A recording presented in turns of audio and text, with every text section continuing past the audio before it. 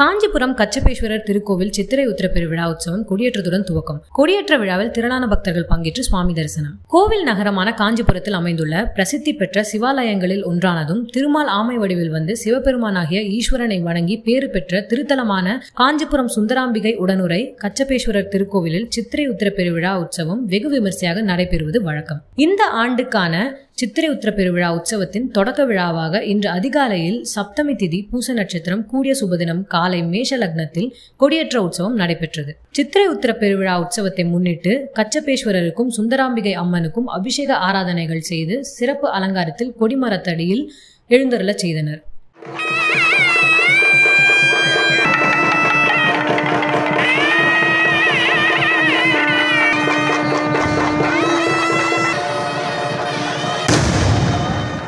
இதைத் தொடர்ந்து சிவாச்சாரியார்கள் புனித நீர் கலசங்கள் வைத்தும் தங்க கொடி மரத்திற்கு சிறப்பு பூஜைகள் செய்து சிவபெருமானின் வாகனமாகிய நந்தியின் உருவம் பொறித்த கொடியை தங்க கொடிமரத்தில் ஏற்றி வைத்து சித்திர உத்திர பெருவிழா உற்சவத்தை துவக்கி வைத்தனர். இதைத் தொடர்ந்து சுந்தராம்பிகை உடனுரை கச்சபேஸ்வரர் சப்பரத்தில் எழுந்தருளி வீதி உலா வந்து பக்தர்களுக்கு அருள் பாலித்தனர்.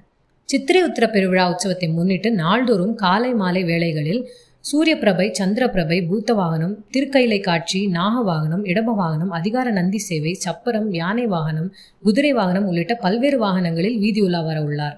சித்திரை உத்திர திருவிழா உற்சவத்தில் முக்கிய உற்சவமான திருத்தேர் உற்சவம் 7ஆம் நாளான வரும் 10ஆம் தேதியும், வெள்ளித்தேர் உற்சவம் வரும் 13ஆம் தேதியும் இரவு நடைபெற உள்ளது. சித்திரை உத்திர பெருவிழா உற்சவத்திற்கான ஏற்பாடுகளை கோயில் செயல் அலுவலர், நகர செங்குந்த மரபினர் செய்து வருகின்றனர். கொடியேற்ற உற்சவத்தில் காஞ்சிபுரம் மற்றும் அதன் சுற்றுவட்டார பகுதிகளில் இருந்து திரளான பக்தர்கள் காலை நேரத்திலேயே கலந்து கொண்டு சுவாமி தரிசனம் செய்து வணங்கி வழிபட்டு சென்றனர்.